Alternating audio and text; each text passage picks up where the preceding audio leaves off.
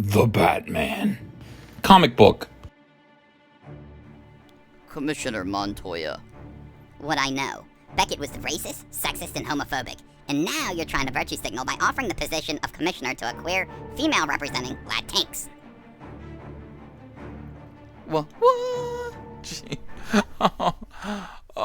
It's exhausting. Everyone, we're here.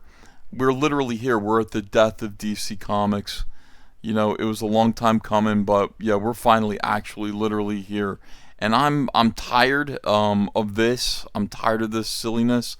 I don't know what to say. I think everybody is. There's a general sense of just let it happen. You know, let this nonsense come to an end. Nobody wants to read identity politics, woke skull crap in a Batman comic.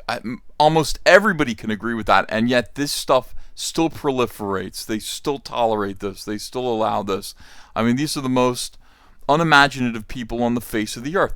You can literally create any fantasy scenario you can conceive of in a comic book. There's no budget at all beyond your own imagination, and yet the people that they have working on comics at DC right now, the extent of their imagination, their fantasies, their dreams, are telling off bigots, just getting in their face and calling them sexist, racist, homophobes, and announcing your own, I'm a queer female representing Latinx.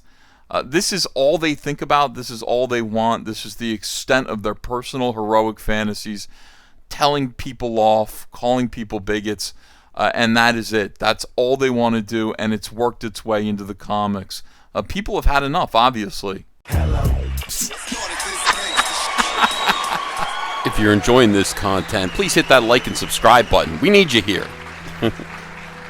And it's led to this. Welcome to Comic Artist Pro Secrets. I'm your friend, Ethan Van Sciver, 29-year veteran of the comic book industry. 20 of those years were spent at DC Comics, creating some characters that you may know, you may love. Jessica Cruz, Green Lantern, Atrocitus, Saint Walker, Laura Flees, etc., etc. I co-created all of those with Jeff Johns and the Emotional Spectrum. And so I'm fond of DC Comics. I don't want to see this happen to DC Comics, but it's inevitable. And if I tried to stop them, if I offer them any more suggestions or advice, I'd be rebuffed. They would just treat me the same way Montoya just treated the men who were sitting there in that office with her. And so there's very little that I can do except sit back and make videos and talk to you guys and explain what's gone wrong and where we're going from here. Before I begin or continue with this video, we've already well begun this video. Would you do me a favor? And by the way, thank you so much. So many new people are joining. So many new people are subscribing. The channel is growing again. The channel is really, really moving with subscribers. But I have a goal of hitting 150,000 subscribers. It's a dream of mine. And if you're new around here and listening for the first time, and you care about comics, you care about indie comics, you care about what we're doing at Comicsgate, or you want to find out more, please do me a favor, subscribe to this channel, ring the bell for notifications, and join this movement. We have to carry the tradition of comic books forward, and we can't do it without you. We just can't. So thank you very much. And those of you who are my longtime regular viewers, do what you always do, please hit like, share this video. Always, everyone leave me comments below. I read them all. All right, so here's where we are right now, guys. DC launches a new website, and they've dropped the word comics from their branding. It's no longer DC Comics. Now, some people are going, well, it's just funny because it's ironic. DC stands for Detective Comics. So, why wouldn't we? Okay, no. It's always been DC Comics. It has been DC Comics for decades now, which places an emphasis on comic books. And comic books are going to be de-emphasized moving forward. It's pretty clear that David Zaslav is looking at what works. He's the new CEO of Discover, Warner Brothers Discovery, in case you don't know. He's looking at what works, what's profitable, and he's getting rid of everything else.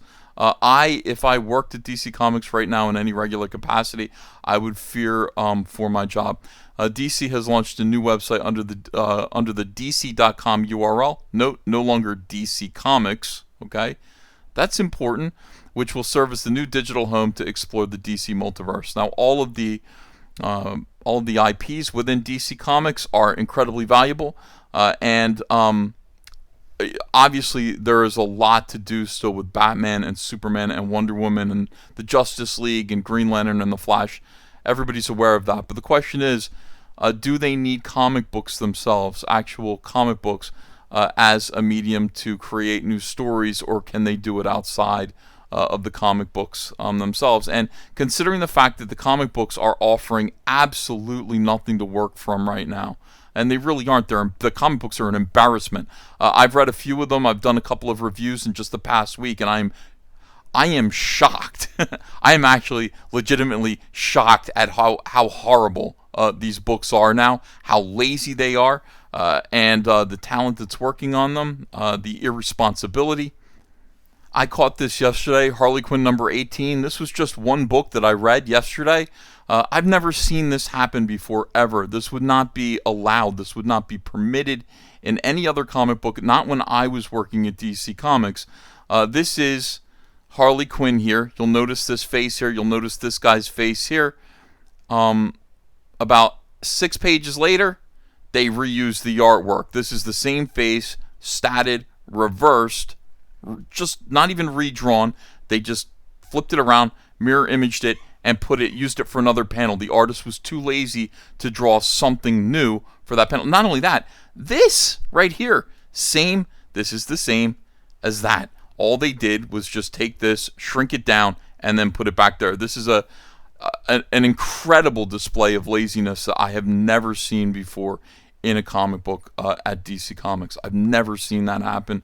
They've done stats before, and stats are okay as long as they convey, a sense of, static, non-movement while things happen in the background, or just anything like that. They've been used very effectively by very, very good artists like Dave Finch, many others. This is not that. This is just simply trying to get away with not drawing a panel, just reusing art from a prior panel. DC Comics has descended to a level, and this is just an example. This comic book, obviously I did a review of it yesterday. You should watch the review. It is horrendous. Comic books have descended to this level, and it's not good. So what is this? This is, in my opinion, the first step in de-emphasizing the actual comic book business of this comic book business, and taking DC, taking these characters into the 21st century with other media, no longer relying upon the comics. Is Zaslav going to kill the comic book, the publishing division? Yeah, eventually. Eventually, I think that's going to happen. He's either going to kill the publishing, or I actually have a theory that he's going to ask Todd McFarlane. They're gonna pay Todd McFarlane to take over publishing the comics over at his studio. That makes sense since he's already making the action figures. The question is, does Todd McFarlane have the time or the inclination to do such a thing? I would say possibly if the money's right and if he thinks he could have fun doing so. But I'll tell you, this is a really weird, creepy. This is a creepy sign. This is a bad omen. What do you think of this? What's your opinion of all of this?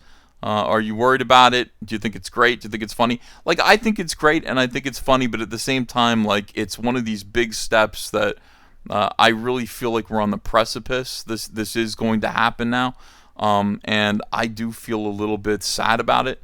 Does that make sense? I have every reason, I guess, to be kind of giddy about it, maybe a little schadenfreude, but I don't feel that way. I'm actually concerned about comic books and hoping that comic books can still survive through this. I think we can, but it's largely going to be through indie ventures, independent comics. My book, Cyberfrog Wrecked Planet, going to print in 2 weeks. This is the second issue of Cyberfrog, second installment of this series. 73 pages long. The story of our world having been invaded 20 years ago by gigantic alien hornets who have annihilated the human race. The survivors, those who have survived as humans, now live in the woods. They're in hiding. They follow 4 rules to stay alive. And then Cyberfrog, who has been sleeping for 20 years, comes back to rejoin the fight against them. I think you'll really like this book. The link to back it and to be a part of this growing movement, links in the description below. Will you join me? Will you back this comic book or pre-order a copy? I will send it to you. We're going to print, like I said, in 2 weeks, and we're going much, much further than that. We're actually making a toy line. These are in production right now. In 2 weeks, I'm going to open up a campaign so that you can actually get in on the toys as well. Look how great that looks. This is the sample. These are going to be done very, very, very soon. Anyway, there's reason to be optimistic, and I guess, like a forest, sometimes the old growth has to burn down in order for something new to take its place. Thanks for watching, everyone. Let me know what you think in the comments below. I'll be back with another video, maybe later today. Bye. Hello, Indiegogo backers. Cyberfrog 2 Wreck Planet Second Chance campaign is live on Indiegogo right now, just in time to join the fight for independent comics. We need your support. Back it today. Links in the description below. The All Caps Comics eBay store is live for all of your non-soy comic book needs. Whether it's Cyberfrog, Starblades, or Rainbow the Brute, ask for it in all caps. Check out the link in the description below. Hey, come follow me on Twitter, @EthanVanSkyver.